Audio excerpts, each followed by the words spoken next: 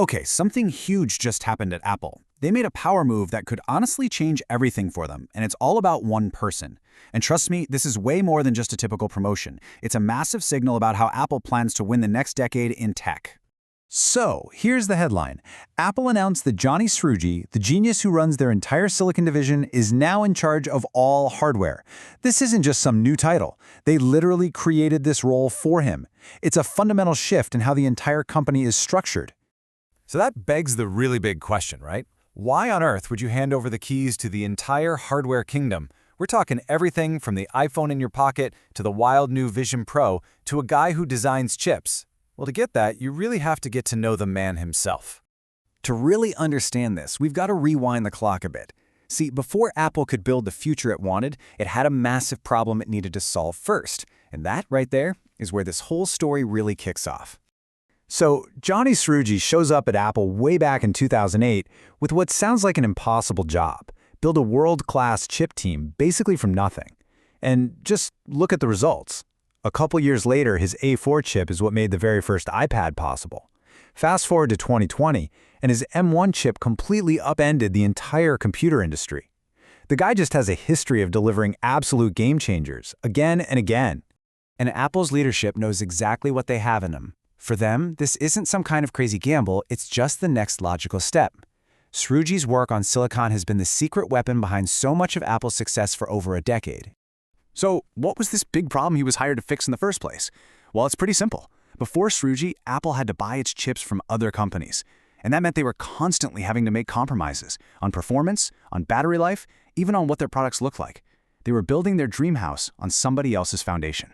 And all of that led to what was, without a doubt, Srouji's biggest, most audacious move yet, transitioning the entire Mac lineup over to Apple's very own custom-designed chips. And this slide just lays it out so perfectly. You've got the old way, buying generic parts off the shelf, which always means settling for less. And then you have the new way, Apple Silicon, which means having total, absolute control. They can build a chip that is perfectly tuned for one specific product, pushing performance and features to the absolute limit. You really can't overstate what a massive, massive bet this was. Apple was walking away from a 15-year partnership with Intel, to stake the entire future of the Mac on their own totally new, totally unproven technology. If this had gone wrong, it would have been an absolute disaster. But it didn't go wrong. Oh no, this chart just says it all. The very first M1 chip didn't just compete with Intel's chips, it completely destroyed them in performance while using way, way less power. The leap forward in both speed and efficiency was just mind-boggling. And here's the part that really matters. This isn't just about geeky numbers on a chart. This is about the device you actually use every day. If you have a modern MacBook, the reason it's so ridiculously fast, the reason the fan never seems to turn on, and the reason you can go all day without plugging it in, that is all a direct result of this revolution. Okay, so that's the backstory. That's the incredible revolution Srouji already delivered. So now we're back to today. What does it actually mean to promote him? To put the chip guy in charge of, well, everything? What does that change about how Apple builds stuff? You know, this new Chief Hardware Officer role is a huge deal because it basically smashes two worlds together that used to be separate at Apple. You had the silicon team designing the brain, and you had the hardware team building the body. Now, for the very first time, one single person is in charge of the whole process, from the tiniest transistor on a chip to the final glass on an iPhone. Here's probably the best way to think about it. For years, Johny Srouji was the architect designing the most powerful, most efficient engine in the world. Now, Apple has just made him the master architect of the entire car. He's not just thinking about the engine anymore, he's designing the whole vehicle around that engine, right from the very beginning.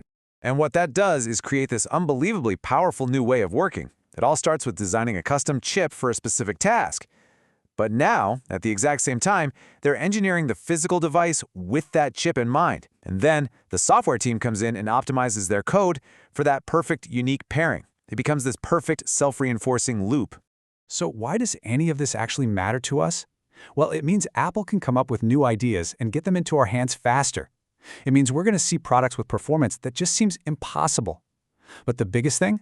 It lets Apple create devices and have experiences that their competitors, who are still stuck buying parts from other companies, literally cannot copy.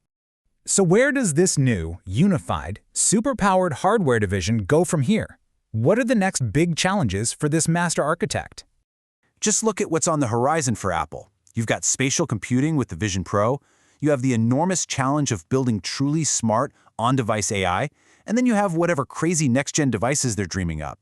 Every single one of those things absolutely depends on that deep, tight integration of custom chips and custom hardware.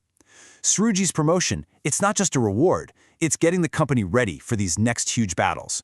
At the end of the day, this whole move is about building a competitive advantage, a moat around their castle that is so deep and wide nobody else can get across. When you control everything from the silicon up, you can create a kind of magic that just can't be replicated. That's the entire playbook. Which leaves us with one last really interesting question to chew on. People always say Apple is playing chess while everyone else is playing checkers. By putting their master architect in charge of the entire board, have they just made a move that puts them permanently and truly out of reach?